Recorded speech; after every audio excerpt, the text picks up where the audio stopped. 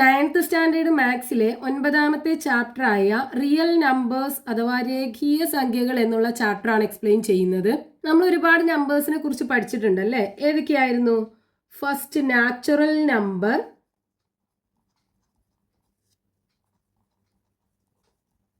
അഥവാ എണ്ണൽ സംഖ്യകൾ അല്ലേ? അതിലേതൊക്കെയാണ് വരിക? 1, 2, 3 എക്സെട്ര ഇങ്ങനെ പോകുന്ന നമ്പേഴ്സിന്റെ സെറ്റാണ് നാച്ചുറൽ നമ്പേഴ്സ് അല്ലെങ്കിൽ എണ്ണൽ സംഖ്യകൾ എന്ന് പറയുന്നത്. ഇനി രണ്ടാമത്തെ ടൈപ്പ് ഓഫ് നമ്പർ ഏതായിരുന്നു? Whole numbers. ഹോൾ നമ്പർ അഥവാ അഖണ്ഡ സംഖ്യകൾ. ഇതിലെന്ത് ചെയ്യും? ഈ നാച്ചുറൽ നമ്പേഴ്സിന്റെ കൂടെ സീറോയും കൂടെ ഉൾപ്പെട്ടിട്ടുള്ള നമ്പേഴ്സ് ആണ് ഈ ഹോൾ നമ്പേഴ്സ് എന്ന് പറയുന്നത്. അതായത് 0, 1, 2, 3 എക്സെട്ര ഇങ്ങനെയുള്ള നമ്പേഴ്സിന്റെ സെറ്റ്. അപ്പൊ എല്ലാ നാച്ചുറൽ നമ്പറും എന്താണ്? ഹോൾ നമ്പർ ആണ്. പക്ഷെ എല്ലാ ഹോൾ നമ്പറും നാച്ചുറൽ നമ്പർ അല്ല. കാരണം ഹോൾ നമ്പറിന്റെ കൂട്ടത്തിൽ സീറോ കൂടെ ഉണ്ടല്ലോ. ഇനി മൂന്നാമത്തെ ടൈപ്പ് ഓഫ് നമ്പർ ഏതായിരുന്നു? ഇൻഡിജേഴ്സ് അഥവാ പൂർണ്ണസംഖ്യകൾ അല്ലേ? ഇതിലെന്താണ്? നെഗറ്റീവ് നമ്പേഴ്സും കൂടെ ഉണ്ടാവും. അതായത് ഫ്രം നെഗറ്റീവ് ഇൻഫിനിറ്റി -2, -1, 0, 1, 2, 3 ഇങ്ങനെ പോകുന്ന നമ്പേഴ്സിന്റെ സെറ്റാണ് ഇൻഡിജേഴ്സ് എന്ന് പറയുന്നത്. അപ്പൊ എല്ലാ നാച്ചുറൽ നമ്പറും ഹോൾ നമ്പർ ആണ്, എല്ലാ ഹോൾ നമ്പറും എന്താണ്? ഇൻഡിജേഴ്സ് ആണ്. പക്ഷെ എല്ലാ ഇൻഡിജേഴ്സും എന്തല്ല? ഹോൾ നമ്പറോ നാച്ചുറൽ നമ്പറോ അല്ല. കാരണം ഇതിലെന്തും കൂടെ ഉണ്ട്? നെഗറ്റീവ് നമ്പേഴ്സും കൂടെ ഉണ്ട്. ഇനി നാലാമത്തെ ടൈപ്പ് ഓഫ് നമ്പേഴ്സ് ഏതാ? റാഷണൽ നമ്പേഴ്സ് അല്ലേ? അപ്പോൾ ഇവിടെ എല്ലാ റാഷണൽ നമ്പേഴ്സിനും എന്ത് ചെയ്യാം? P/Q ഫോമിൽ എഴുതാൻ പറ്റും. പക്ഷെ Q not equal to 0. Denominator 0 ആവാൻ പാടില്ല. P/Q ഫോമിൽ എഴുതാൻ പറ്റുന്ന എല്ലാ നമ്പേഴ്സിനെയും നമുക്ക് എന്ത് പറയാം? റാഷണൽ നമ്പേഴ്സ് എന്ന് പറയാം. എക്സാമ്പിൾ പറയുകയാണെന്നുണ്ടെങ്കിൽ 2/3, 4/5, ഇനി 2 ഇതൊക്കെ റാഷണൽ നമ്പേഴ്സിൽ പെടുമല്ലോ. കാരണം ഇതിനൊക്കെ എന്ത് ചെയ്യാം? 2/1 എന്ന് എഴുതാം. 0യും റാഷണൽ നമ്പേഴ്സിൽ പെടൂലേ? 0/1 എന്ന് എഴുതിക്കൂടെ? ഇതൊക്കെയാണ് റാഷണൽ നമ്പേഴ്സിന് എക്സാമ്പിൾ. ഇനി അടുത്ത സെറ്റ് ഓഫ് നമ്പേഴ്സ് ഏതായിരുന്നു? Irrational numbers. ഇറാഷണൽ നമ്പേഴ്സ് അഥവാ അഭിന്നക ഗുണകം അല്ലെ? ഇതിനൊക്കെ നമുക്ക് P/Q ഫോമിൽ എഴുതാൻ പറ്റൂല. നമ്മൾ എക്സാമ്പിൾ പഠിച്ചിട്ടുണ്ടല്ലോ. √2, √3 അതുപോലെ പൈ. ഇതൊക്കെ എന്താണ്? ഇറാഷണൽ നമ്പേഴ്സിന് എക്സാമ്പിൾ ആണ്. ഇതിൻ്റെയൊക്കെ റൂട്ട് നമ്മൾ എടുക്കുകയാണെന്നുണ്ടെങ്കിൽ നമുക്ക് എന്ത് ചെയ്യാത്തൊരു ഡെസിമൽ നമ്പർ അല്ലേ കിട്ടുക? ഇങ്ങനെയുള്ള നമ്പേഴ്സിനെയാണ് നമ്മൾ ഇറാഷണൽ നമ്പേഴ്സ് എന്ന് പറയുക. അപ്പോൾ അതിനെ നമുക്ക് P/Q ഫോമിൽ എഴുതാൻ പറ്റൂല. അപ്പോൾ ഇവിടെ എല്ലാ നാച്ചുറൽ നമ്പറും ഹോൾ നമ്പേഴ്സ് ആണ്, എല്ലാ ഹോൾ നമ്പേഴ്സും ഇൻഡിജേഴ്സ് ആണ്, എല്ലാ ഇൻഡിജേഴ്സും എന്താണ്? റാഷണൽ നമ്പേഴ്സ് ആണ്. പക്ഷേ എല്ലാ റാഷണൽ നമ്പേഴ്സും എന്തല്ല? ഇറാഷണൽ നമ്പേഴ്സ് അല്ല. അപ്പോൾ ഇവിടെ ഈ 5 ടൈപ്പ് ഓഫ് നമ്പേഴ്സും ഉൾപ്പെട്ടിട്ടുള്ള നമ്പറിന്റെ കൂട്ടത്തെ പറയുന്ന പേരാണ് റിയൽ നമ്പേഴ്സ്. റിയൽ നമ്പേഴ്സ് അല്ലെങ്കിൽ രേഖീയ സംഖ്യകൾ. ഇനി നമ്മൾ നമ്പർ ലൈൻ അല്ലെങ്കിൽ സംഖ്യാരേഖ കേട്ടിട്ടുണ്ടാവുമല്ലോ. എന്താണ് നമ്പർ ലൈൻ എന്ന് പറഞ്ഞു കഴിഞ്ഞാൽ? ഒരു സ്ട്രെയിറ്റ് ലൈൻ ആണല്ലേ? അതിനകത്ത് നമ്മൾ നമ്പേഴ്സിനൊക്കെ മാർക്ക് ചെയ്യും. ഇതിനകത്ത് എന്തുണ്ടാവും? 0ക്ക് റൈറ്റിലേക്ക് എന്തുണ്ടാവും? പോസിറ്റീവ് നമ്പേഴ്സ് ഉണ്ടാവും. 1, 2, 3 എക്സെട്ര ഇങ്ങനെ പോകും. അതേപോലെ 0ന്റെ ലെഫ്റ്റിലേക്ക് എന്തുണ്ടാവും? നെഗറ്റീവ് നമ്പേഴ്സ് ഉണ്ടാവും. -1, -2, -3 ഇങ്ങനെ പോകുന്ന നമ്പേഴ്സ് ഇൻഫിനിറ്റി വരെ അങ്ങനെ പോകും. റൈറ്റ് സൈഡിക്കും ലെഫ്റ്റ് സൈഡിക്കും. ഇവിടെ ഈ നമ്പർ ലൈനകത്തുള്ള എല്ലാ നമ്പേഴ്സും എന്താണ്? ഒരു റിയൽ നമ്പർ ആണ്. അതായത് നമ്മൾ ഇവിടെ പറഞ്ഞിട്ടുള്ള എല്ലാ ടൈപ്പ് ഓഫ് നമ്പേഴ്സിനെ നമുക്ക് എന്ത് ചെയ്യാൻ പറ്റും? ഈ നമ്പർ ലൈനകത്ത് മാർക്ക് ചെയ്തെടുക്കാൻ പറ്റും. അതായത് ഇപ്പോൾ ഇൻഡിജേഴ്സ് വരെ നമുക്ക് ഇതിനകത്ത് മാർക്ക് ചെയ്യാൻ പറ്റും അല്ലേ? നെഗറ്റീവ് നമ്പറും ഉണ്ട്, പോസിറ്റീവ് നമ്പറും ഉണ്ട്, 0 ഉണ്ട്. അപ്പോൾ ഇൻഡിജേഴ്സ് വരെ നമുക്ക് ഇതിനകത്ത് മാർക്ക് ചെയ്യാം. ഇനി ഈ റാഷണൽ നമ്പേഴ്സിനെ എങ്ങനെ മാർക്ക് ചെയ്യാം? ഇതിനെ നമുക്ക് ഡെസിമൽ ആക്കിയൊക്കെ എഴുതിക്കൂടെ? എക്സാമ്പിൾ പറയുകയാണെന്നുണ്ടെങ്കിൽ 1.5 ഇതിനകത്ത് എവിടെ വരും? 1ന്റെ 5ന്റെ ഇടയിൽ ഇവിടെ വരും. അതേപോലെ നമുക്ക് ഈ റാഷണൽ നമ്പേഴ്സിനൊക്കെ നമുക്ക് ഇതിനകത്ത് മാർക്ക് ചെയ്യാം. ഇനി ഇറാഷണൽ നമ്പേഴ്സ് ആണെന്നുണ്ടെങ്കിലോ, അതായത് √2, √3, പൈ ഇതിൻ്റെയൊക്കെ നമുക്ക് എങ്ങനെ ഇതിനകത്ത് മാർക്ക് ചെയ്യാൻ പറ്റും? പൈയുടെ വാല്യൂ എന്താ? 3.14 അല്ലേ? അപ്പൊ 3ന്റെയും 4ന്റെ ഇടയിലായിരിക്കും പൈയുടെ വാല്യൂ വരിക. ഇനി ഈ √2ന്റെ √3നെയൊക്കെ എങ്ങനെ നമുക്ക് ഈ നമ്പർ ലൈനകത്ത് മാർക്ക് ചെയ്യാൻ പറ്റും നോക്കാം നമുക്ക്. അപ്പൊ നമ്മൾ പറഞ്ഞല്ലോ ഇറാഷണൽ നമ്പേഴ്സ് ആയ ഈ √2, √3 ഒക്കെ നമുക്ക് നമ്പർ ലൈനകത്ത് മാർക്ക് ചെയ്തെടുക്കാൻ പറ്റുന്നു. ഇപ്പോൾ എക്സാമ്പിൾ പറയുകയാണെന്നുണ്ടെങ്കിൽ നമുക്ക് √2 ഈ നമ്പർ ലൈനകത്ത് മാർക്ക് ചെയ്തെടുക്കണം. അപ്പോൾ നമ്മൾ എന്താ ചെയ്യേണ്ടത്? ഒരു റൈറ്റ് ആംഗിൾഡ് ട്രയാങ്കിൾ കൺസിഡർ ചെയ്യുക. ഈ റൈറ്റ് ആംഗിൾഡ് ട്രയാങ്കിളിൻ്റെ ഹൈറ്റ് എന്താവണം? 1 യൂണിറ്റ് ആവണം. അതായത് നമ്മൾ ഈ നമ്പർ ലൈൻ വരച്ചിട്ടുണ്ടല്ലോ, ഇതിനകത്തുള്ള 1 യൂണിറ്റ് എന്ന് പറയുമ്പോൾ അടുത്തുള്ള 2 നമ്പേഴ്സിൻ്റെ ഇടയിലുള്ള ദൂരം അല്ലേ?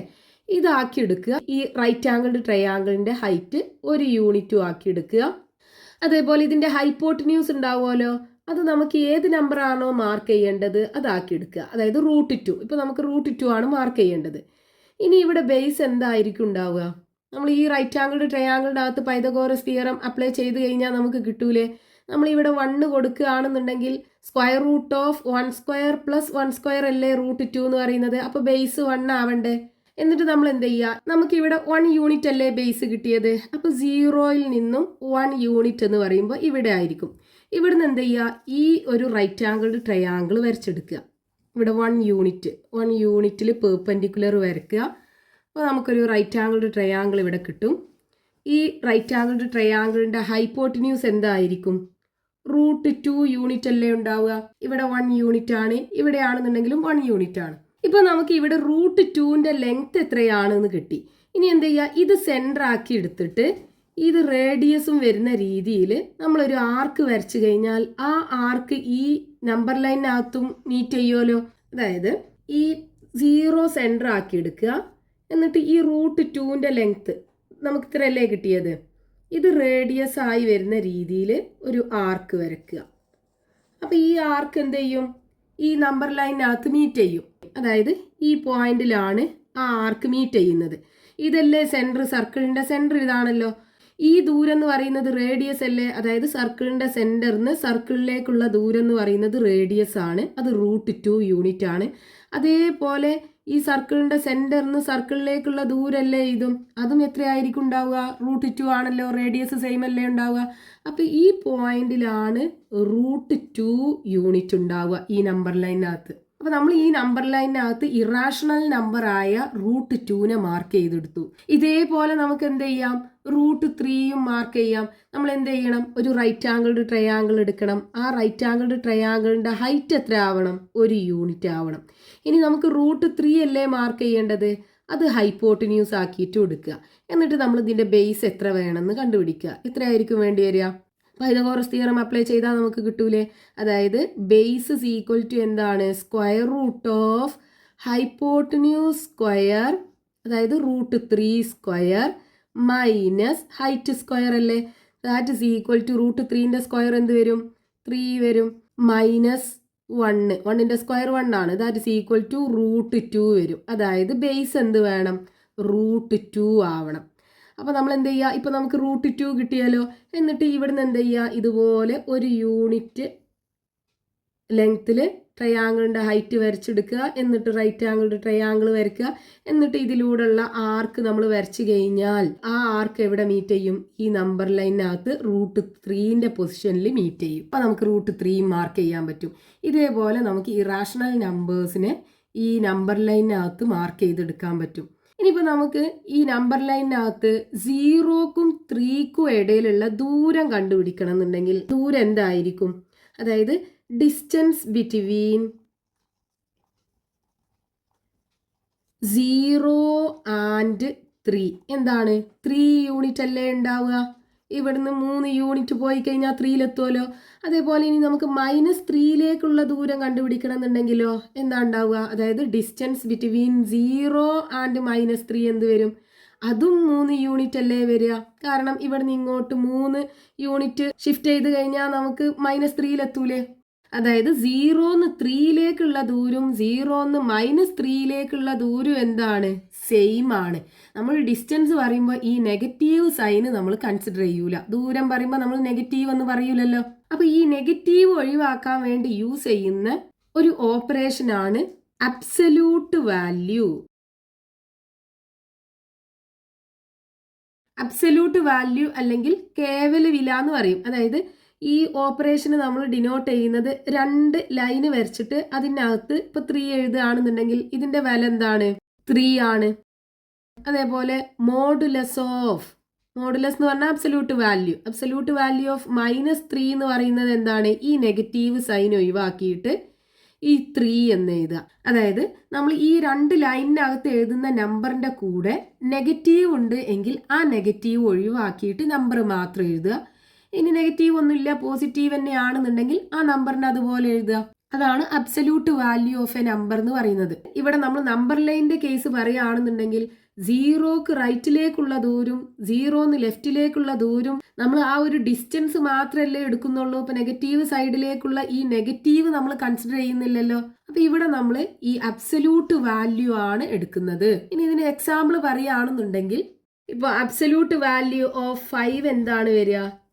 5 വരും. അതേപോലെ അബ്സല്യൂട്ട് വാല്യൂ ഓഫ് -5 ആണെന്നുണ്ടെങ്കിലോ ഈ നെഗറ്റീവ് ഒഴിവാക്കിയിട്ട് 5 മാത്രം എഴുതുക. ഇനി അബ്സല്യൂട്ട് വാല്യൂ ഓഫ് 2/3 ആണെന്നുണ്ടെങ്കിലോ 2/3 വരും. ഇനി അബ്സല്യൂട്ട് വാല്യൂ ഓഫ് -2/3 ആണെന്നുണ്ടെങ്കിൽ ഈ നെഗറ്റീവ് ഒഴിവാക്കിയിട്ട് 2/3 മാത്രം എഴുതുക. ഇനി അബ്സല്യൂട്ട് വാല്യൂ ഓഫ് പൈ ആണെന്നുണ്ടെങ്കിലോ പൈ വരും. അബ്സല്യൂട്ട് വാല്യൂ ഓഫ് -π ആണെന്നുണ്ടെങ്കിൽ പൈ വരും. നെഗറ്റീവ് എടുത്ത് കളഞ്ഞിട്ട് പൈ മാത്രം എഴുതുക. If x is any number absolute value of x is equal to എന്ത് വരും? എക്സ് വരും. അബ്സല്യൂട്ട് വാല്യൂ ഓഫ് -x ആണെന്നുണ്ടെങ്കിലോ ഈ നെഗറ്റീവ് ഒഴിവാക്കിയിട്ട് എക്സ് കിട്ടും. അതായത് absolute value of x is equal to absolute value of -x is equal to എന്ത് വരും? എക്സ് ആണ് കിട്ടുക. ഇനി അബ്സല്യൂട്ട് വാല്യൂ ഓഫ് എക്സിന്റെ സ്ക്വയർ എന്ത് കിട്ടും?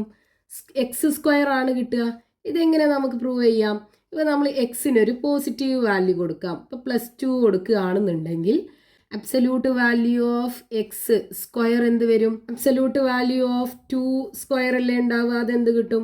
അബ്സല്യൂട്ട് വാല്യൂ ഓഫ് 2 എന്ന് പറഞ്ഞു കഴിഞ്ഞാൽ 2 തന്നെയാണ്. 2ന്റെ സ്ക്വയർ എന്ത് കിട്ടും? 4 ആണ് കിട്ടുക. ഇനി എക്സ് സ്ക്വയർ എന്ന് പറഞ്ഞാലും എന്താണ്? 2ന്റെ സ്ക്വയർ ആണ്. ദാറ്റ് ഇസ് ഈക്വൽ ടു 4 ആണ് കിട്ടുക. അതായത് absolute value of x square is equal to x square. ഇനി നമ്മളൊരു നെഗറ്റീവ് വാല്യൂ കൊടുക്കുകയാണെന്നുണ്ടെങ്കിലോ എക്സ് ഇസ് ഈക്വൽ ടു -2 കൊടുക്കുകയാണെന്നുണ്ടെങ്കിൽ absolute value of x square എന്ത് വരും? അബ്സല്യൂട്ട് വാല്യൂ ഓഫ് -2ന്റെ സ്ക്വയർ. അബ്സല്യൂട്ട് വാല്യൂ ഓഫ് 2 എന്താണ്? നെഗറ്റീവ് ഒഴിവാക്കിയിട്ട് 2 മാത്രം എഴുതല്ലേ. അതിൻ്റെ സ്ക്വയർ ഇസ് ഈക്വൽ ടു എന്താ വരിക? 4 ആണല്ലോ. ഇനി എക്സ് സ്ക്വയർ എന്ന് പറഞ്ഞാലും എന്താണ്? -2ന്റെ സ്ക്വയർ. -2ന്റെ സ്ക്വയർ എന്താ? +4 അല്ലേ.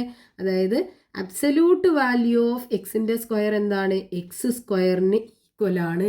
അപ്പോൾ ഒരു നമ്പറിന്റെ അബ്സല്യൂട്ട് വാല്യൂ അല്ലെങ്കിൽ മോഡുലസ് എന്ന് പറഞ്ഞാൽ എന്താണ്? ആ നമ്പറിന്റെ കൂടെ നെഗറ്റീവ് ഉണ്ടെങ്കിൽ അത് എടുത്ത് മാറ്റിയിട്ട് നമ്പർ മാത്രം എഴുതുക. അതെല്ലാം നമ്പർ പോസിറ്റീവ് ആണെന്നുണ്ടെങ്കിൽ ആ നമ്പറിന് അതുപോലെ എഴുതുക. ഇനി ഇത് ബേസ് ചെയ്തിട്ടുള്ള ക്വസ്റ്റ്യൻ നമുക്ക് പേജ് നമ്പർ 170 കൊടുത്തിട്ടുണ്ട്. അത് നെക്സ്റ്റ് പാർട്ടിൽ എക്സ്പ്ലെയിൻ ചെയ്യാം.